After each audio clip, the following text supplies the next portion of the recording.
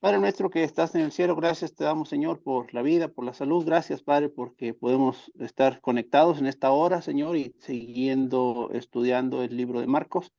Te pedimos por Sam, por la hermana Luis, Señor, y si alguien más se va a conectar, Padre, que puedan unirse a este estudio y a esta enseñanza. Gracias por la tecnología y por los medios, y aunque estemos a distancia, Señor, podemos estar conectados. En Cristo Jesús oramos. Amén. Amén. Amén. Entonces, como dije, estamos en Marcos capítulo 15 para dar un pequeño resumen y tocar algunos puntos antes de ver el texto en sí. La semana pasada, no, sencillamente vimos el abandono de Jesús en sí, el completamente desamparo de él por todos sus discípulos, aún el círculo más cercano no podría velarse. Pedro quedaba afuera hace un rato, pero aún él cuando vino sí o sí le reconocieron o le negara, lo negó los 3 veces. Pero como dijo, junto con eso explicaba cómo todos los discípulos lo habían abandonado, aún hasta el joven que huyó desnudo. No, el que tenía la opción quedar con Jesús en su momento de humillación con ropa, con su sábana, o huir. Y creo que era después de la clase que yo quedaba pensando, ah, ¿quién sabe si tenemos los lugares correctos o no? Pero si sí tenemos los lugares correctos y si sí este joven era Marcos y si la última cena estaba en la casa de Marcos, como todos piensan, para ir desde Getsemaní en el Monte de Olivas hasta su casa, hubiera tenido que o rodear como o no 2 tercios, como 1 tercio de la ciudad de Jerusalén, o ir plenamente por casi toda la ciudad para llegar a su casa. Entonces no era una pequeña cosa quizás, sencillamente huir desnudo de sí, de aquel escenario y todo eso. Pero también habíamos tenido el tribunal de Cristo ante los judíos. Hoy vamos a ver su tribunal político también. Algo que quiero resaltar aún antes de ver eso es por mucho de su historia, tristemente, la iglesia ha sido antisemítico. ¿No? Pues, saben, los últimos días en Latinoamérica quizá hemos ido a la otra dirección donde nos aferramos a cualquier cosa judía como si fuera la segunda venida de Cristo, pero en mucho de su historia ha sido antijudía. Y mucho por nuestro trasfondo española y mucho de eso, pero algo que debemos entender de eso, uno de los grandes argumentos en contra de los judíos es que ellos mataron a Cristo. Fueron los judíos quienes lo mataron. Pero según lo que vamos a ver hoy, igual son culpables los griegos y romanos, y no solo los judíos. Era un complot de todo el mundo realmente contra Jesús. Con esto en la mente, quizá empezamos con los primeros versículos. La primera parte que vamos a ver, vamos a ir hasta el versículo 42 hoy. Entonces queda un poco largo, pero no exageradamente. Ay, perdón, hasta 41. Pero la primera sección es muy cortita. ¿Alguien me puede leer o ayudar leyendo sencillamente los primeros 5 versículos? Una sola persona, 15, 1 a 5. Yo. Gracias. Muy de mañana, habiendo tenido consejo los principales sacerdotes con los ancianos, con los escribas y con todo el concilio, llevaron a Jesús atado y le entregaron a Pilato. Pilato le preguntó, ¿eres tú el rey de los judíos? Respondiendo él le dijo, tú lo dices. Y los principales sacerdotes le acusaban mucho. Otra vez le preguntó Pilato diciendo, ¿nada respondes? Mira de cuántas cosas te acusan. Mas Jesús ni aún con eso respondió, de modo que Pilato se maravillaba. Sí, y ahí debemos ver las similitudes que había en su tribunal con los judíos en sí, y eso también la semana pasada habíamos mencionado como Pues sí, algo que había mencionado yo, cuando dijo que Jesús traía mucha ansiedad y angustia en Getsemaní, no era tanto por su muerte cercana, era más por cómo estaban actuando sus propios discípulos. ¿No? Como ellos no sabían qué hacer, como cada decisión que tomaron era mal, no velaban, querían pelear cuando deben estar tranquilos. Sobre todo, repitiendo desde el capítulo 13 hasta 14, la semana pasada, es que no velaron ni oraron. No sabían esperar a Cristo como Cristo le había mandado. Siempre quisieron hacer las cosas de su manera y pensar en las cosas que fueron importantes para ellos. Pero Jesús ha arribado ante el concilio de los judíos. Si recuerdan bien, como no podrían arreglar sus falsos testimonios, aunque estaban inventando falsos testimonios, no podrían llegar de acuerdo. Entonces preguntaron a Jesús, Jesús, ¿qué tal? Y literalmente Jesús le da más que suficiente cuerda para colgarse. No, era él que dijo, pues le preguntaron si era el Mesías, ¿no? Y él podría haber mantenido el silencio, quizá las cosas terminan bien, pero Jesús sabía lo que necesitaba hacer, él necesitaba morir por los pecadores. Entonces no solo dijo que era el Mesías, pero no, vendrán al Hijo del Hombre llegando a la tierra en las nubes al derecho de Dios Todopoderoso. Entonces él lo dijo con todo. Y tenemos casi la misma cosa acá. Jesús es ante Pilato esta vez y otra vez no está seguro cómo va a ir las cosas. De los otros datos históricos que conocemos de Pilato, sabemos que él no tenía una relación muy amigable con los judíos religiosos. Este de ser judío monoteísta era algo raro para él y de veras a él los judíos le caían gordos uh, o le caían gordos. Entonces, otra vez, él está ahí escuchando estas cargas y en el 3 dice, y los principales sacerdotes le acusaban mucho, pero en el 2 ya había dicho, Pilato lo pregunta a él, ¿eres tú el rey de los judíos? No, sencillamente le pregunta directamente. Y Jesús dice, de veras la frase es difícil interpretar acá, por eso parece raro. En ambos, la Reina Valera y la NBI, la Reina Valera dices, ¿tú lo dices? ¿Qué dices? No. En la NBI dice, tú mismo lo dices. Tiene dos maneras de interpretarse eso. Uno es, eres tú quien lo está diciendo, no soy yo, como de esta perspectiva. La otra manera de interpretarlo que creo que es más común y creo que quizá mejor es, pues, tú lo dijiste, yo no lo tengo que decir yo, tú ya lo dijiste. ¿No?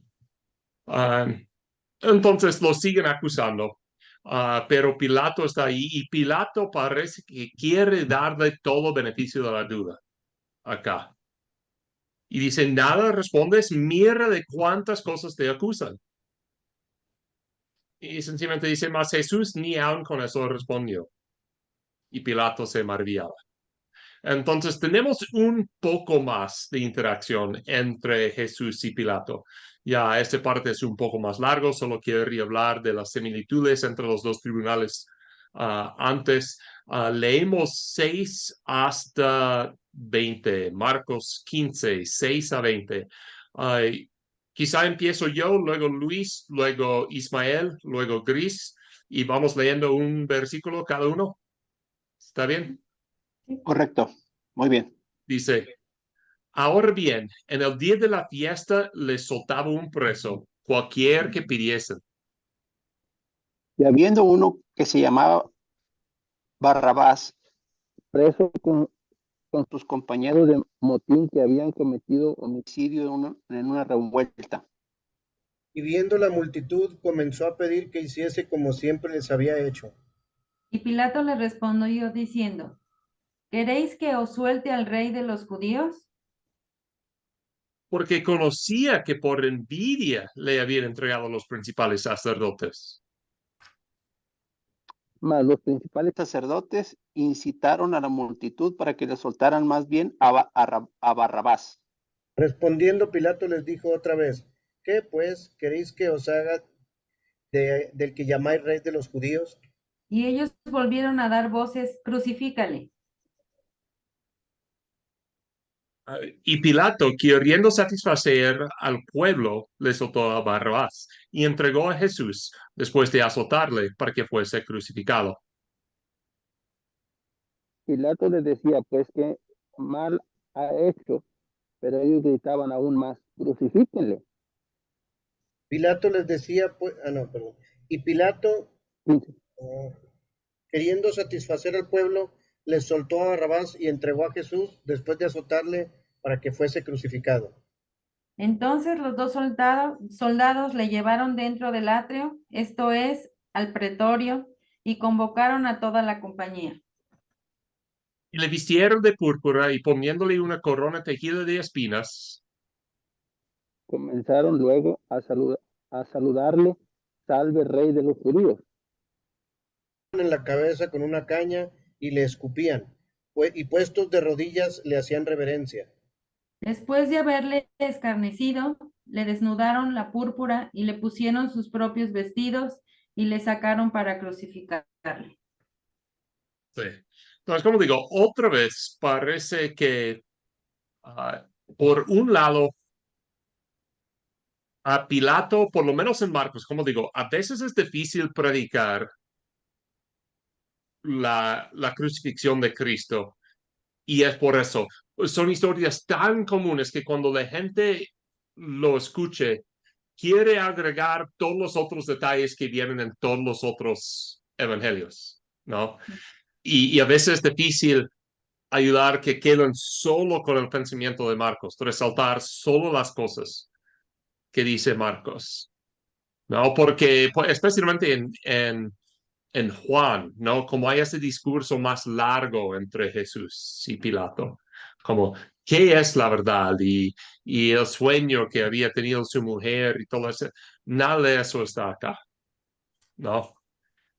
Parece que en esta ocasión, o como en esta narración, Jesús no importa mucho a Pilato. Sí, así de plano. Lo que es más importante para Pilato es la situación con los judíos. Y parece que Pilato está muy en contra de los líderes religiosos. Sobre todo, el pueblo judío no tiene mucho en contra de ellos, pero los líderes religiosos le cae gordo y tiene sentido, ¿no? Técnicamente, Pilato es el gobernador o el prefecto, no recuerdo el título oficial que tenía acá. De veras, no es lo que dice Marcos acá, solo recuerdo que este es falso. Uh, sí, tenía otro título porque era una área más chiquita, no era una provincia muy grande, por decir, del Imperio Romano, no muy importante. No, tenía otro título más pequeño, pero parece, es muy posible que como la familia de los sumos sacerdotes, de los otros judíos de renombre, como era una reta para él. Él no podía pelear a ellos, él tenía que mantener a él superior a ellos. Entonces siempre estaba buscando bajar a ellos. La otra cosa que no debemos leer es, o que no debemos olvidarnos, es Mateo capítulo 13. Si no recuerdan ese capítulo, déjenme darles un pequeño resumen. Era el discurso de Oliveto, donde los discípulos quedan asombrados por la magnificencia y la excelencia del templo. Y Jesús les reafirma, ¿sabes qué? Ni importa cuán grande, tan magnífica, cuán exaltado sea este templo, no va a durar. No va a durar.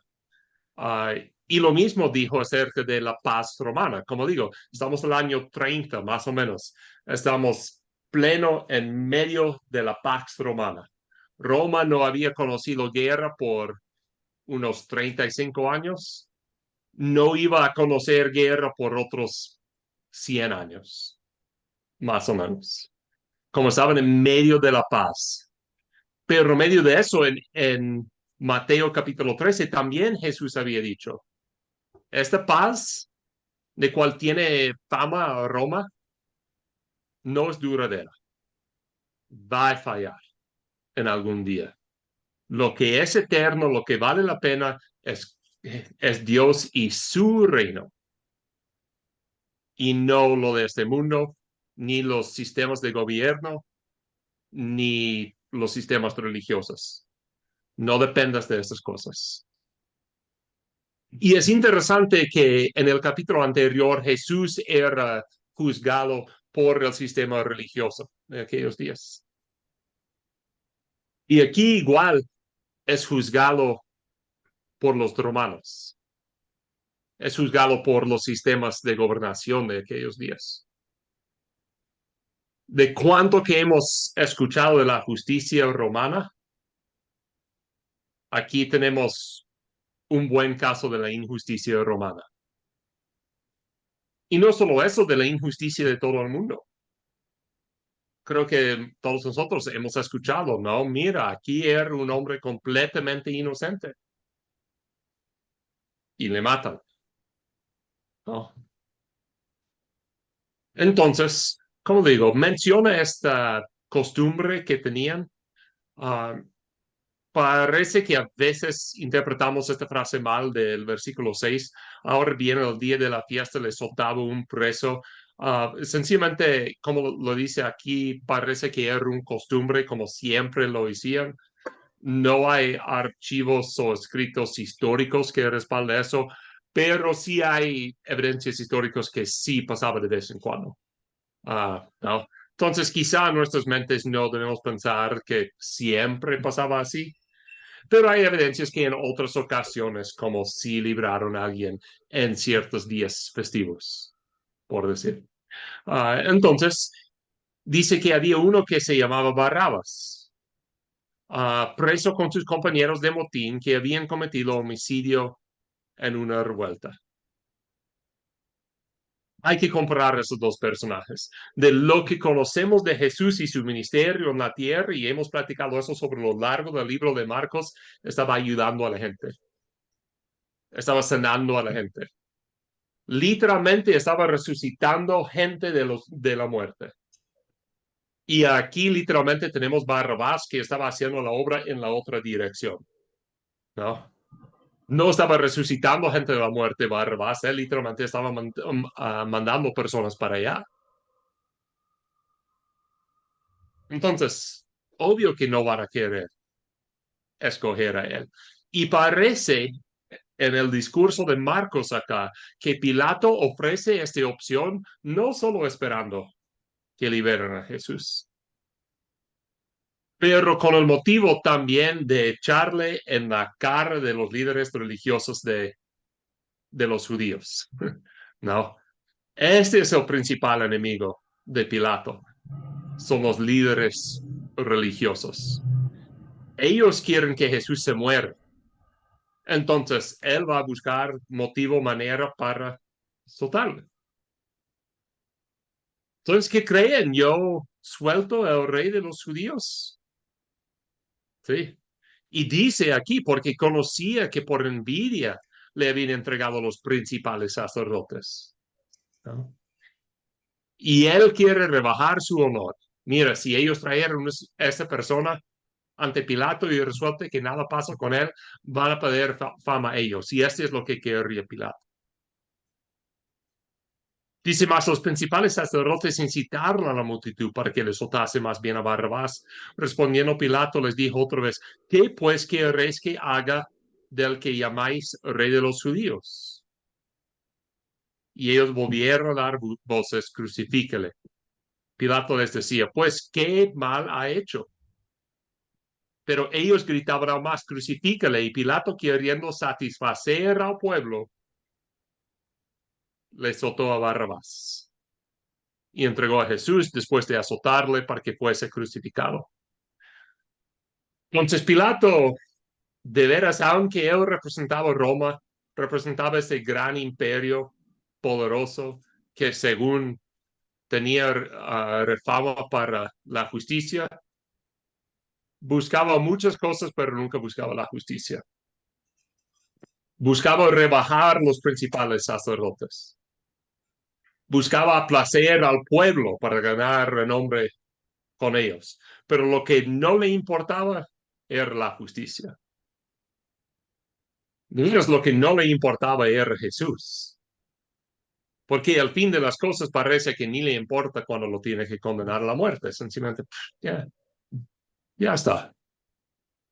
¿No? Lo hizo sencillamente para satisfacer al pueblo. Por el lado homilético, ¿no? ¿Cuánto podemos como predicar a la gente? No podemos ir con las multitudes.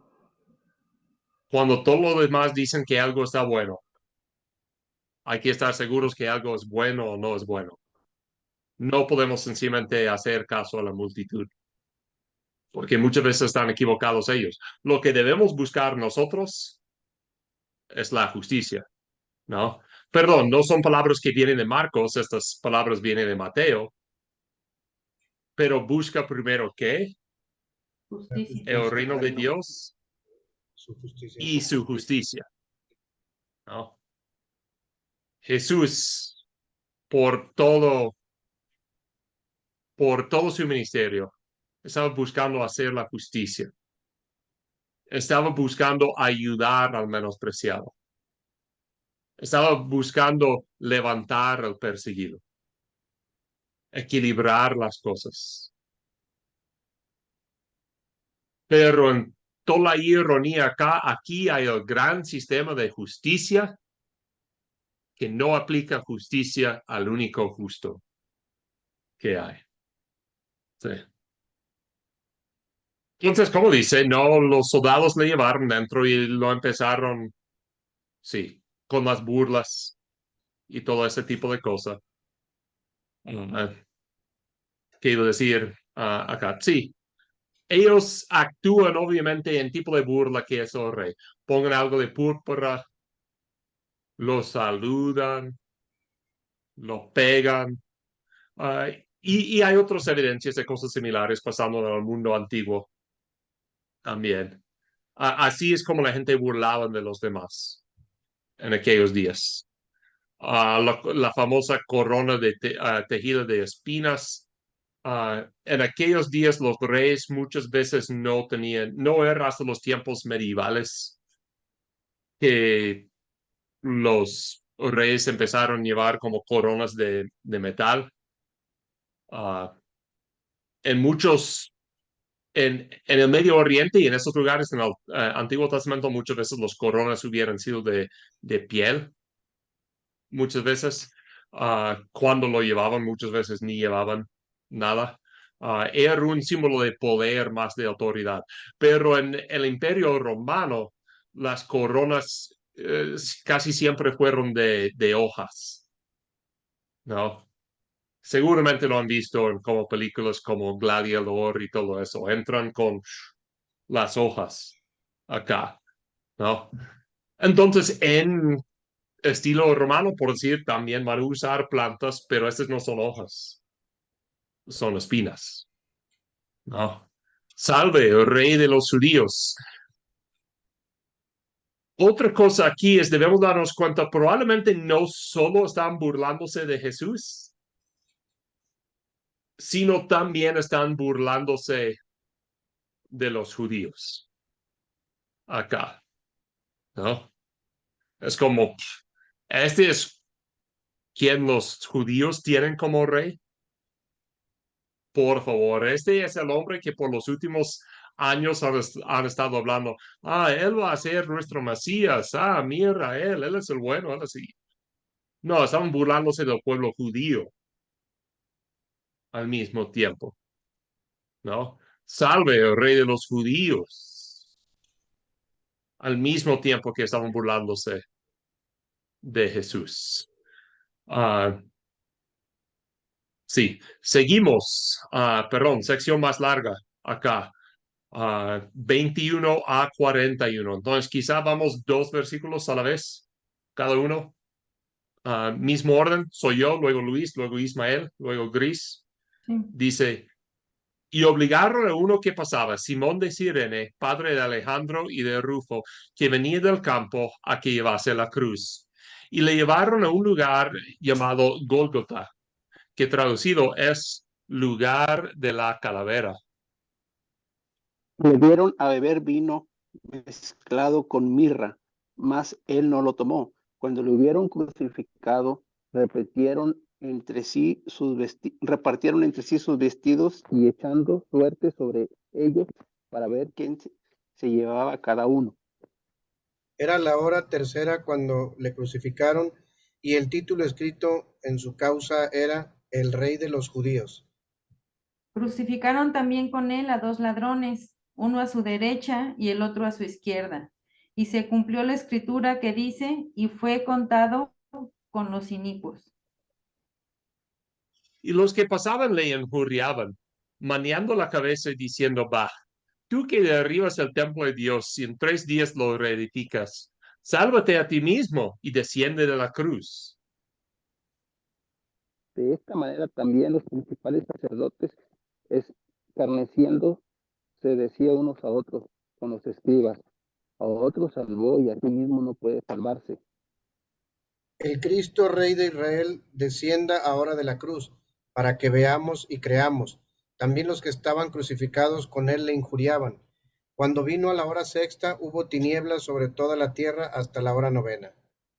Y en la hora novena Jesús clamó a gran voz diciendo, Eloí, Eloí, lama sabactani, que traducido es, Dios mío, ¿por qué me has desamparado? Y algunos de los que estaban allí decían, al oírlo, mirad, llama a Elías. Y corrió uno, y empapando una esponja en vinagre y poniéndola en una caña, le dio a beber, diciendo, dejad, veamos si viene Elías a bajarle. Mas Jesús, dando una gran voz, expiró.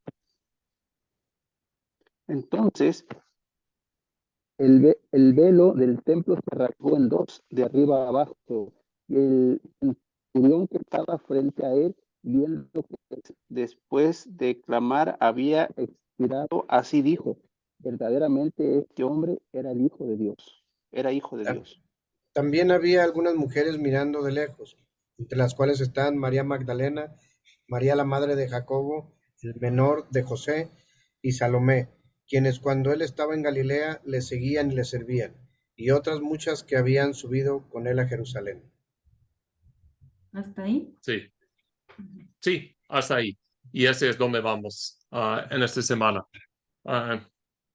Pues cosas para resaltar acá. Primero es interesante, sencillamente puedo decir que es interesante que menciona no solo a Simón, pero también menciona los nombres de los hijos de Simón, el Cirene. Algunos han postulado, quizá con algo de razón, que obligaron a Simón a llevar la cruz porque era negro. No sabemos si era negro, pero sí vino de África y es muy, muy posible. Sí. Y es posible también que tenemos otras evidencias históricas de sus 2 hijas, de veras. Quizá el sepulcro de uno de ellos y otra dedicación al otro de ellos, uno en Jerusalén, uno en Roma, no recuerdo cuál, solo lo menciona para mencionarlo. ¿No? Entonces, él tenía que llevar la cruz, entonces, este significa que casi siempre el preso tenía que llevar su propia cruz y no llevaba la cruz en sí, ¿sabe? En todas las cuadras tiene la persona cargando toda la cruz. Normalmente lo que pasaba es sencillamente estaba atado a una leña como tipo yugo, por decir. Y tenía que caminar así, y cuando llegaba al lugar, sí, o sencillamente amarraron, o en este caso mejor clavaron los brazos a este poste, y luego subieron todo este poste juntos y lo bajaron como en el poste vertical. Por decir, ¿no? Cuando estaba cargando la cruz, no estaba cargando toda la cosa, solo pero como dice todo eso para resaltar todo lo que había sufrido, que ya no podía aguantar más. Lo llevaron a un lugar llamado Gólgota, que traducido es lugar de la calavera. Este es donde nosotros conseguimos la palabra Calvario. En español, Calvario es como calavera. En sí es donde viene esa palabra. Le dieron beber vino mezclado con mirra. Este es un punto interesante acá, mas él no lo tomó. Puede haber varias razones por qué no lo tomaba. Número uno, era un analgésico y quizás sabía que debe sufrir para toda la humanidad. La otra opción es que habiéndola tomada probablemente prolongaría su vida. Por experimentar más o menos dolor, perdón, y todo eso, es posible que aguantara más en la cruz. Entonces hay estas cosas. Ahí. Luego empieza con varias cosas del Antiguo Testamento. Podríamos pasar tiempo buscando cada una de esas cosas. No, solo vamos a buscar uno de esos, los demás no. Pero ese es interesante porque Marcos sí alude al Antiguo Testamento, pero normalmente no con ese tipo de frecuencia. Y acá lo hace una cosa tras otra cosa y no solo alude a estas cosas, ¿no? Nosotros hemos visto varias alusiones que ni en nuestras Biblias hay llamada ahí para ver qué viene de ahí. No como habíamos visto en la parábola de los labradores malvados, no con la viñeda y la torre y como ese vino de Isaías y otras cosas así, alusiones. Pero aquí lo cita palabra por palabra y muchas cosas así. Cuando le hubieron crucificado, repartieron entre sí sus vestidos, echando suertes sobre ellos. Ese viene de Salmo 22. Era la hora tercera cuando le crucificaron. Ese es un versículo muy, muy, muy polémico. Muy polémico, sencillamente porque el Evangelio de Juan menciona otra hora. Es como el dato casi irreconciliable entre los dos en los cuentos de la muerte de Jesús. Algunos han intentado, pero realmente este punto, aunque algunas personas quieren señalar ahí para mostrar, mira, la Biblia está falsa, yo sencillamente puedo decir, no voy a decir que equivocaron, puede existir razones por las cuales lo grabaron diferente, no las conozco, pero ese ni importa, porque al fin de todo murió Jesús y este es el punto. No. Y resucitó también. Quizá era un error por copiistas tempranas o quizá cuando uno estaba hablando de la crucifixión quiso decir como el evento, mientras que el otro quiso decir la consecuencia como la muerte de la crucifixión y todas esas cosas no podemos estar tan seguros, pero hay maneras creativas en que se le puede jugar. Pero de todas formas, Jesús murió, ¿no? Ese no quita nada de eso. Y otra, si el título escrito en su causa era el rey de los judíos, en otras palabras, insurrección, era la carga contra Jesús. Y este es el RI, en la INRI, ¿no? El IN es Jesús, el Nazareno, y el RI, el rey de los judíos. No había diferencia entre la I y la J todavía en aquellos días. Crucificaron también con él a dos ladrones, uno a su derecha y otro a su izquierda. Muchas de las traducciones usan la palabra, usan las palabras ladrones y así nos llega la costumbre. Me gusta cómo lo traduce el NBI, dice, y con él crucificaron a dos bandidos. También la palabra griega puede traducir como bandida y este es más probable porque en aquellos días la gente no se crucificaba por ser ladrón. Ser ladrón no era una ofensa capital bajo ninguna circunstancia, ¿no? ¿Por qué no estabas dañando tanto a otras personas? De veras, ellos preferirían no matarte, sencillamente esclavizarte, ¿no? Entonces, fueron más que ladrones. Y otra vez, él dice, y se cumplió la escritura que dice que fue contado con los inicuos. No, también viniendo de Isaías 53, de veras hay varios reflejos de Isaías 53 acá en esa parte, y a los que pasaban le injuriaban, meneando la cabeza, diciendo, no, y quiero enfocarme un poco más en esta parte, hice todo lo demás rápido para enfocarnos en esta parte acá, y el parte de Eloi, Eloi, lama sabachthani, porque a veces este es mal interpretado también. Va, tú que derribas el templo de Dios y en 3 días lo reedificas. Y aquí, sálvate a ti mismo y desciende de la cruz. Hay demasiada ironía. No en ellos burlándose de Jesús por eso, pero en Marcos grabar esta burla. ¿No? De esa manera, déjame explicar porque Marcos repite eso. Por eso sabemos que es un dicho importante, porque lo repita, ¿no? De esta manera también los principales sacerdotes escarneciendo le decían unos a otros con los escribas, a otros salvó, a sí mismo no se puede salvar. Y como digo, hay demasiada ironía acá. ¿Cuál es la ironía? Es que ellos estaban burlándose de todas las personas que él había salvado. Justo en el momento que él va salvando toda la gente, ¿verdad? Él está diciendo, mira, él puede salvar a otros. No solo puede, lo está haciendo en ese momento y ellos ni lo reconocen. Pero no puede salvar a sí mismo. Y como digo, ese también es irónico porque de veras tienen la razón. No pudo salvarse a sí mismo si iba a salvar a todos. La única manera en que podía haber salvado a sí mismo sería no salvar a todo el mundo. Es como digo, es muy irónico este burla acá. Como ellos tenían toda la razón en decir eso, pero no a la manera que ellos lo habían pensado. Sí. Ellos decían como no podía salvarse en cuanto a tener la capacidad de hacerlo. Pero Jesús no pudo porque su meta era diferente. Su meta no era tener la vida más chida. Su meta era salvar a la gente.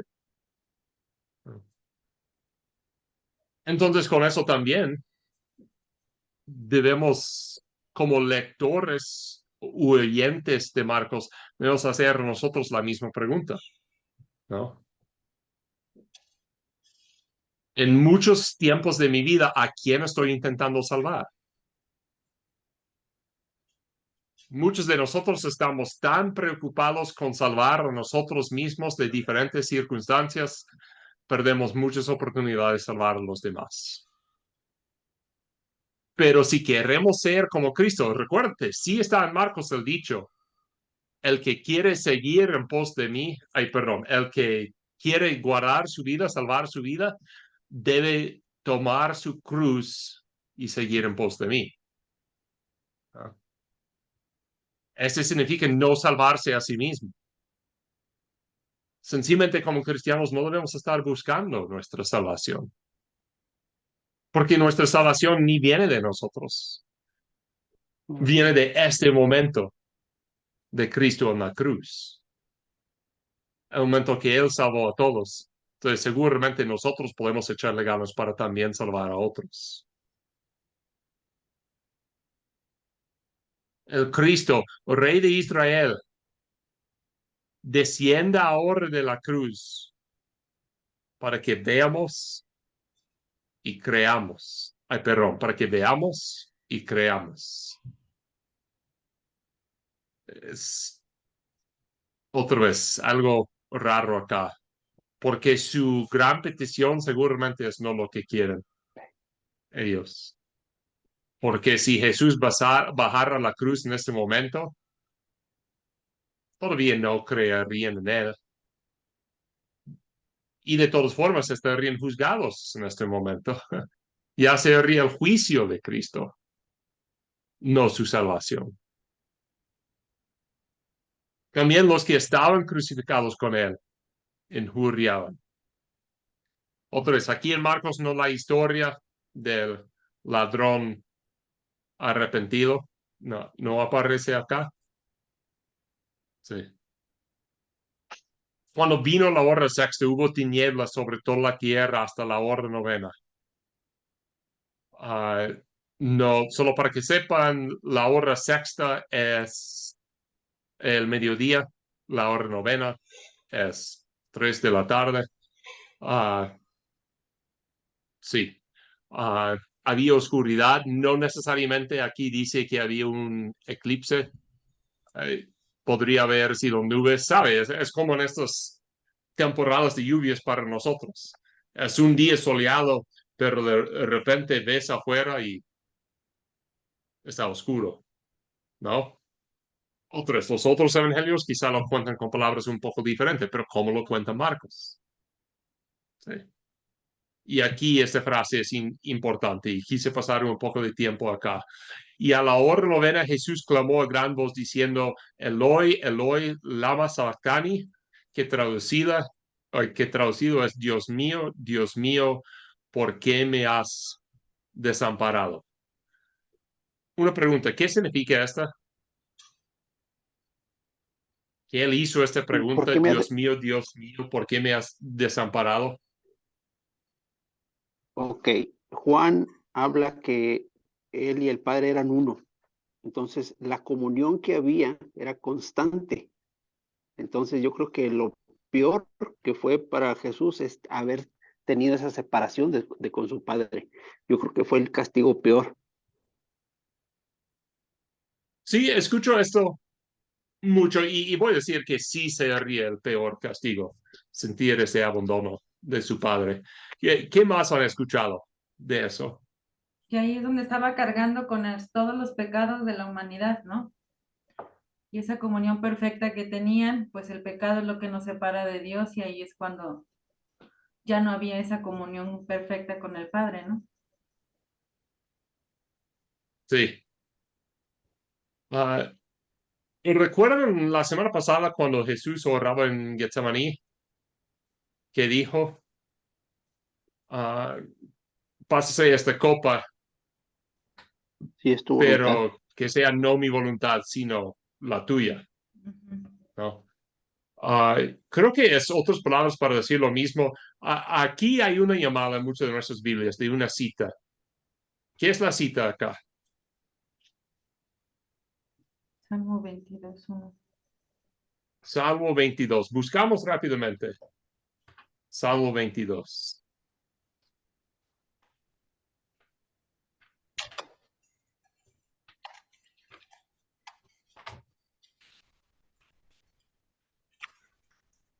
Dios mío, ¿por qué me has desamparado?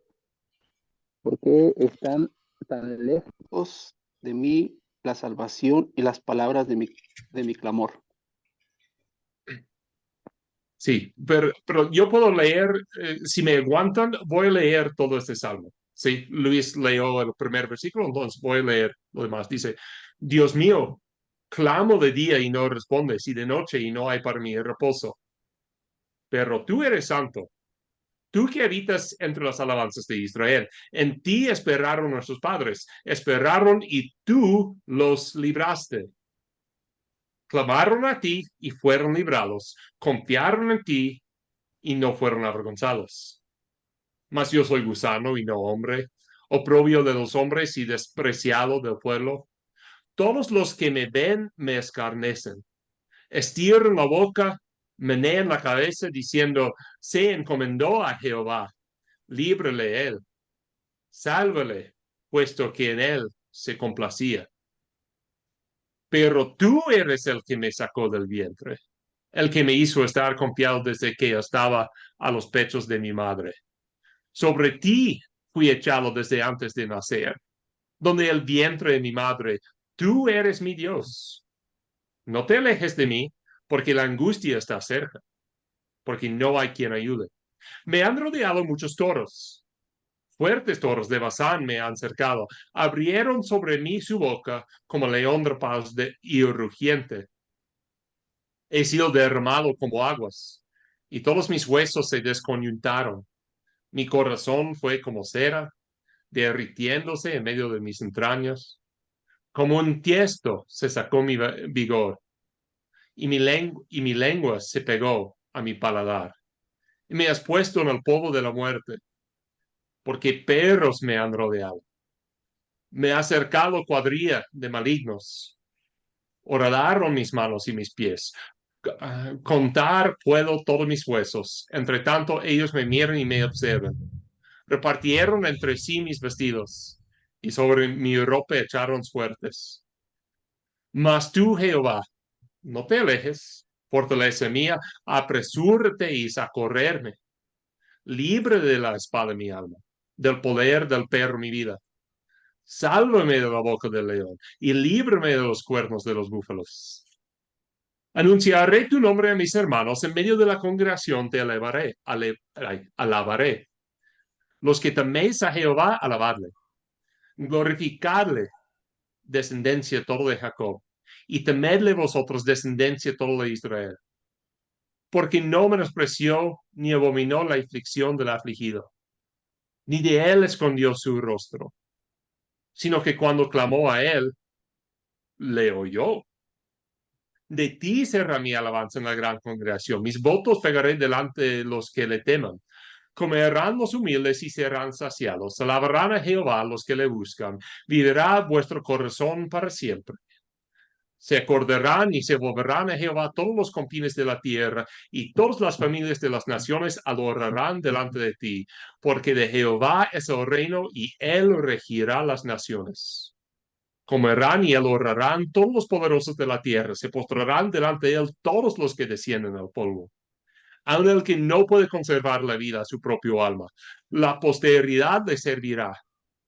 Esto será contado de Jehová hasta la postrera generación. Vendrán y anunciarán su justicia. A pueblo no nacido aún, anunciarán que él hizo esto.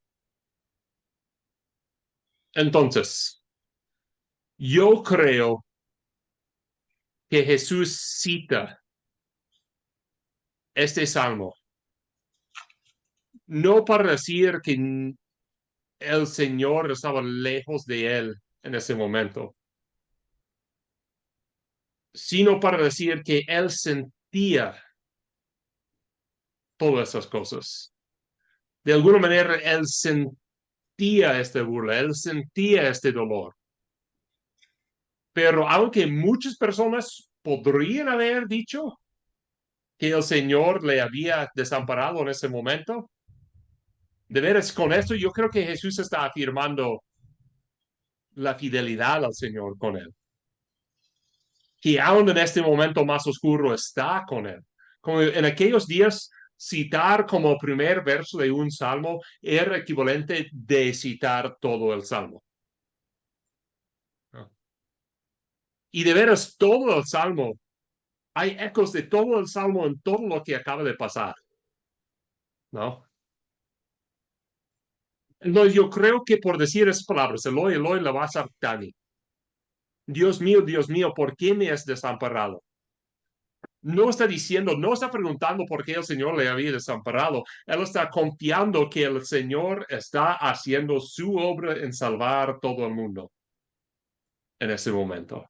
Perdón, Sam, entonces el versículo 24 me llamó la atención, la segunda parte dice, ni de él escondió su rostro, sino que cuando clamó a él, le oyó. Es como que la respuesta a lo que estamos diciendo, ¿no? Sí, exacto. Y dice, tú eres el santo. ¿No? Él reconoce la autoridad del Padre a hacer lo que quiere.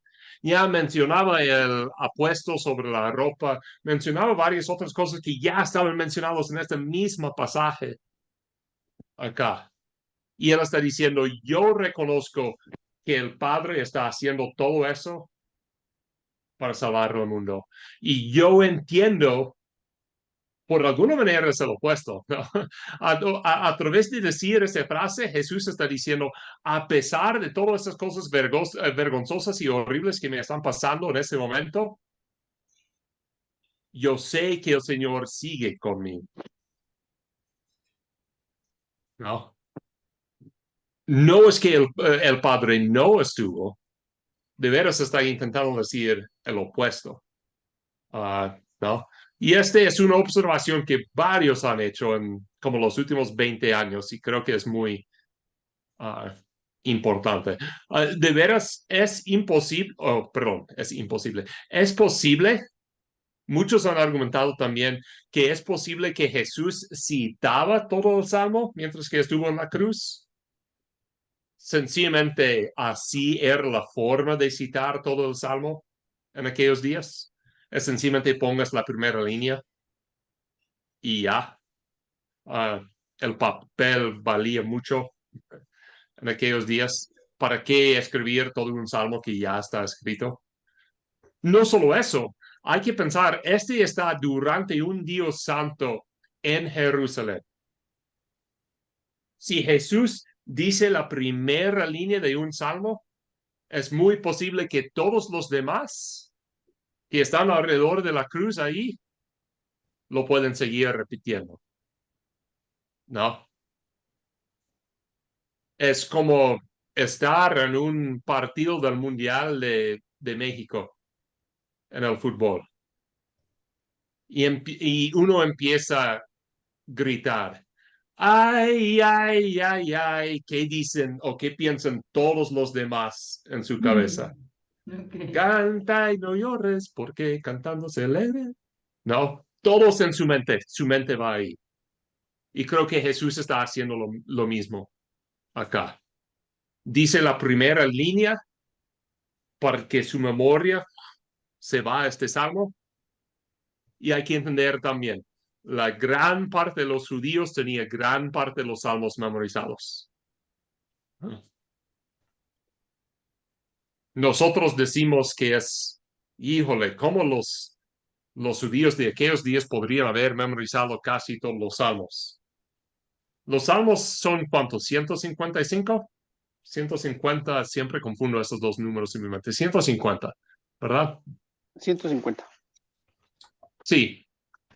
¿Cuántos cantos de alabanza tenemos memorizados cada uno de nosotros? O si alguien nos da una línea de una alabanza, un himno, nosotros sabemos los siguientes 4.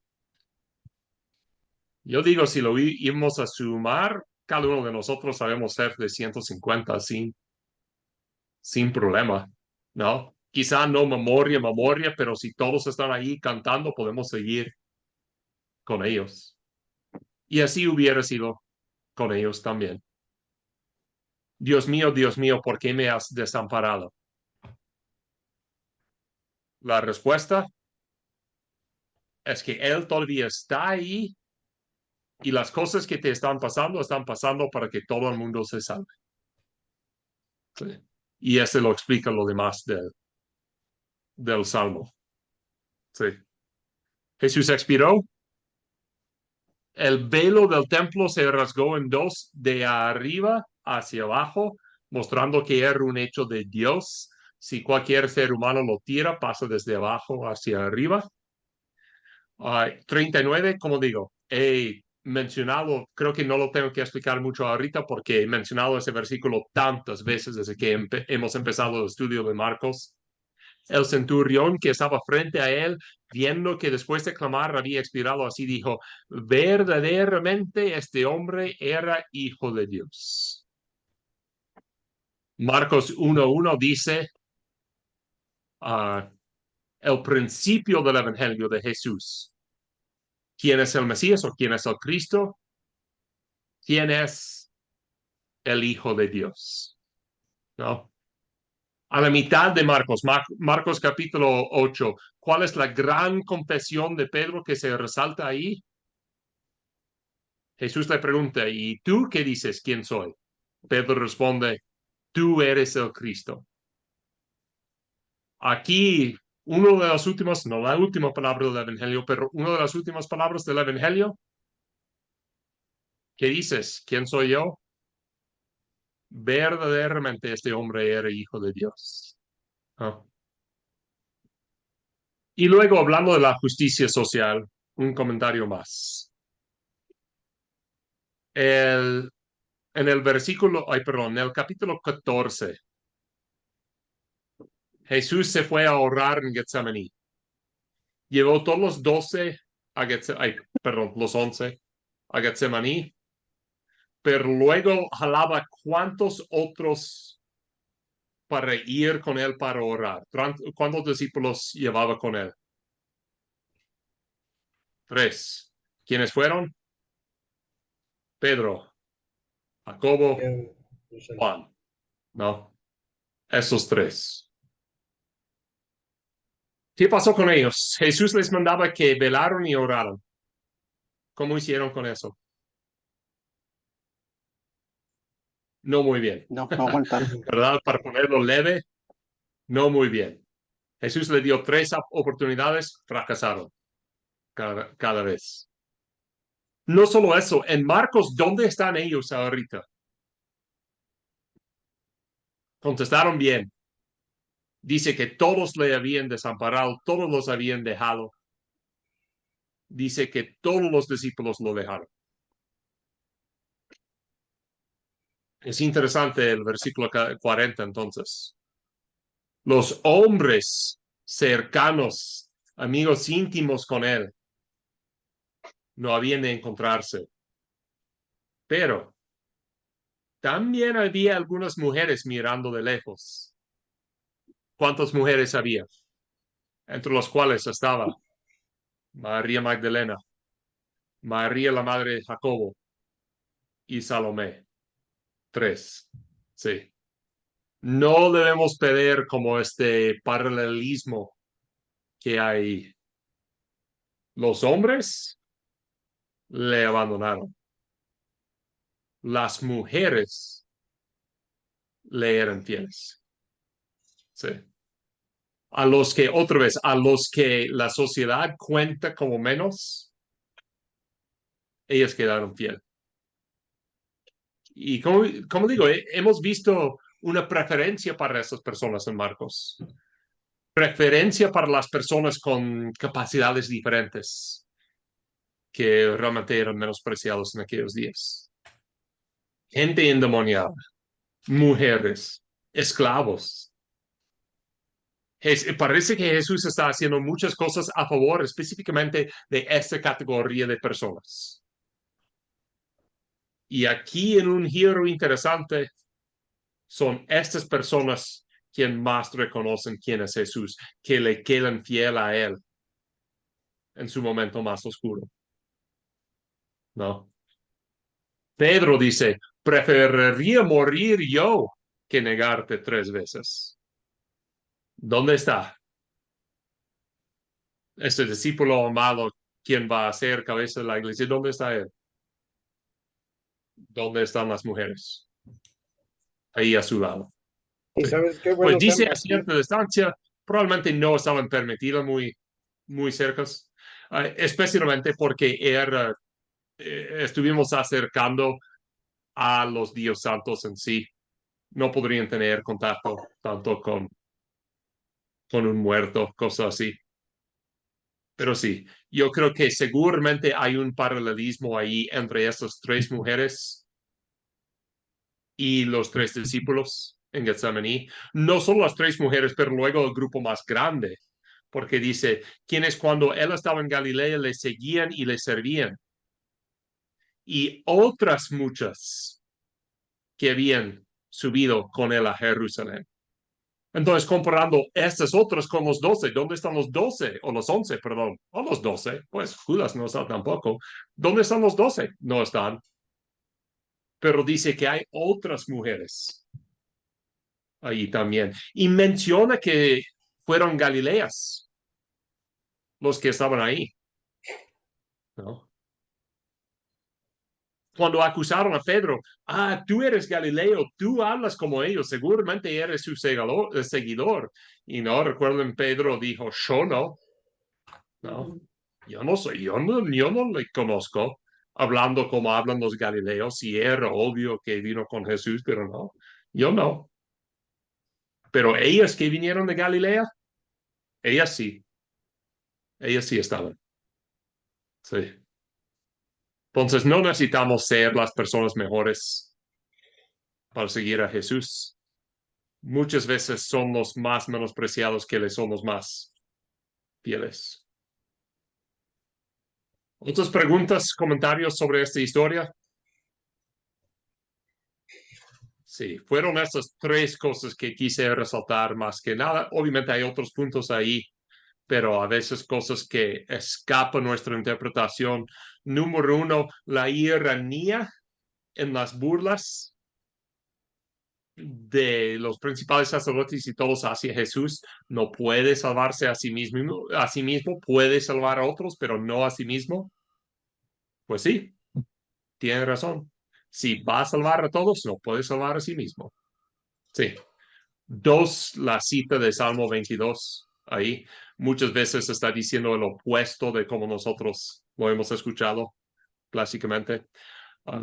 Y tres, las mujeres y su presencia ahí. ¿Pensamientos, comentarios? Pues bueno, a mí la verdad me llamó mucho la atención porque en verdad todo el tiempo yo creí eso de ¿por qué me has abandonado? Y de verdad me sorprendió mucho ahorita que leímos el Salmo 22, todas las frases que dice al principio, en medio y al final, corroborando que se trata específicamente de este momento y confirmando que Dios jamás le abandonó. Efectivamente, eso me sorprendió bastante, la verdad. Sí, solo porque Jesús experimentaba, yo sí creo en el, ¿cómo lo llamamos o cómo lo decimos en español? La sustitución propiciatoria. Sí creo en eso, la sustitución penal. Sí creo en eso, pero solo porque Jesús experimentaba la ira de Dios en la cruz, que como digo, con la ilustración de la copa y esas cosas de la semana pasada, creo que es la verdad y es correcta. No significa que era ausente de la presencia de Dios. Solo porque cargaba los pecados de los demás en él, no significa que él era pecador y por lo tanto rechazado por Pues bueno, Dios. en Isaías 53 que lo citaste, efectivamente nunca habla de un abandono hacia Jesús, sino dice, el castigo de su paz fue sobre él y por su llaga fuimos nosotros curados. Y analizándolo de verdad jamás habla de un abandono, por lo menos en este pasaje que yo recuerdo, ¿verdad? Sí, Luis, tienes cara como No, no, le estoy diciendo solo a mi por mamá unos que se vaya a sacudos. acostar porque me está esperando. Okay. Y acá son las 11:15 de la noche. Yo digo, ya ve, acuéstate. Yo aquí voy a seguir. Ya, hijo, acuéstate, ya es tarde. Sí, No, yo le digo a ella, ve, acuéstate, madre, yo aquí sigo. sí. Entonces, si este es todo, lo dejamos ahí para que los papás de Luis lo dejen en paz, sí, y no lo molesten más. Para terminar, porque Gris, terminamos con las mujeres, ¿puedes orar Sí, por nosotros? sí. Bendito Padre, te damos gracias, Señor, en esta noche que podemos aprender aún más de ti, de conocerte, Señor, a través de las Escrituras. Gracias, Señor, por ese sacrificio tan grande que hizo nuestro Señor Jesucristo por todos nosotros. Ayúdanos, Señor, a compartir correctamente las Escrituras y damos gracias, Señor, en esta noche por la vida de Sam, Señor, por el conocimiento que tú le has dado y ayúdanos a nosotros, Señor, también a poder compartir tu palabra, Señor, y hacer las cosas correctas delante de ti, Padre. Danos un buen descanso esta noche y guárdanos, Señor, de todo mal. Te lo pido en el nombre de Cristo Jesús. Amén.